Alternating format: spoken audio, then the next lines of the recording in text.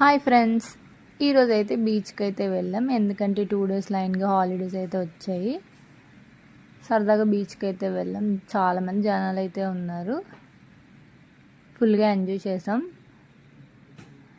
అలాగే రిటర్న్ వస్తున్నప్పుడు అయితే బిర్యానీ పులావ్ తినాలనిపించింది. భలే బిర్యానీకి అయితే వచ్చాము. ఇక్కడ పులావ్ అయితే చాలా టేస్టీగా ఉంటుంది, అలాగే స్పైసీగా కూడా ఉంటుంది. మీరు ఎవరైనా పులావ్ ట్రై చేయాలనుకుంటే భలే బిర్యానీలో ట్రై చేయండి, చాలా బాగుంది.